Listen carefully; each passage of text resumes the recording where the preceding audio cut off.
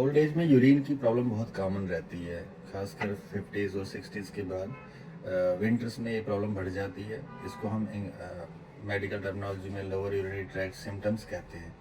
तो ये दो तरह की होती है कि इसके दो तरह के कारण हो सकते हैं। एक ब्लैडर आउटलेट ऑब्स्ट्रक्शन में हम कैटेगराइज करते हैं और दूसरा ओवर एक्टिव ब्लैडर में।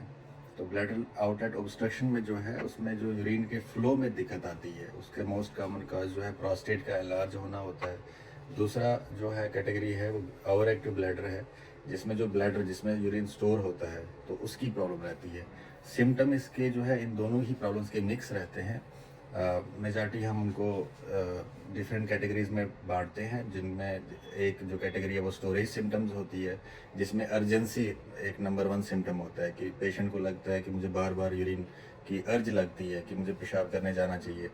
दूसरा होता है डे टाइम फ्रीक्वेंसी, कि दिन में बार बार यूरिन का आना, रात को बार बार यूरिन का आना, इनकॉन्टिनेंस जिसमें पेशाब का लीक होना, और एबनॉर्मल सेंसेशन, उसको जो ब्लैडर की है वो थोड़ी सी सेंसेशन अजीब सी लगती है।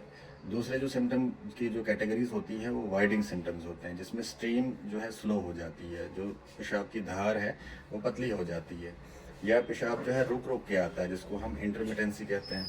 तीसरा जो उसमें आता है वो हेजिटेंसी होता है, जिसमें पेशाब इनिशिएट करने में, यूरिन को इनिशिएट करने में दिक्कत रहती है, टाइम लगता है।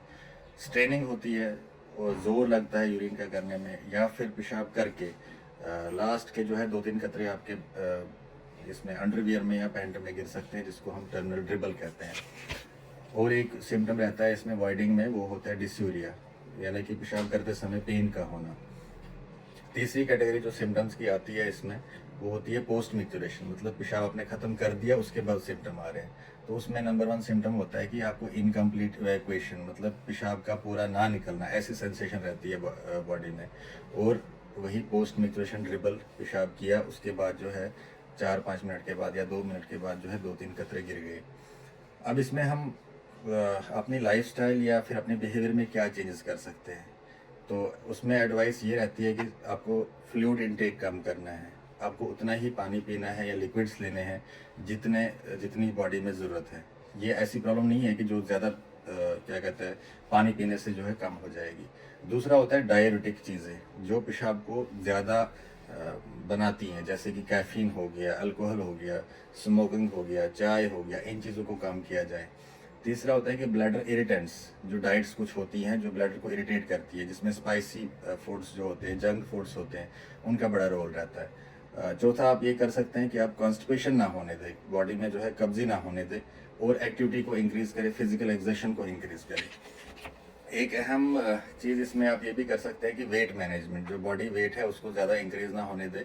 बीएमआई के हिसाब से आपका जो बीएमआई है 20 और 25 के बीच में रहे तो काफ़ी बेनिफिट होगा।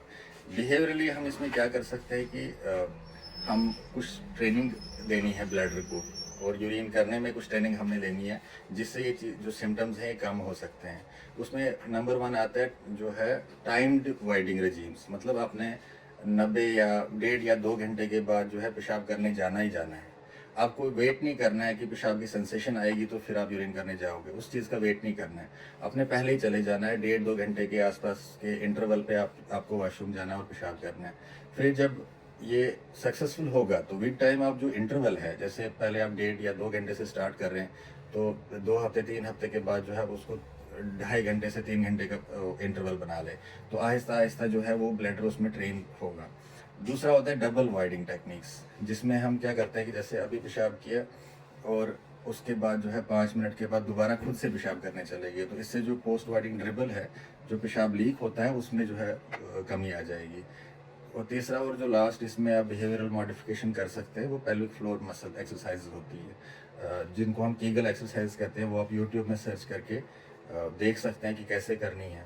तो ये सारे स्टेप्स लेके आप ये यूरिनरी जो प्रॉब्लम जो ओल्ड एज में रहती है, इसको थोड़ा सा बिहेवियरली मोटिवेट कर सकते हैं, इसको कम कर सकते हैं।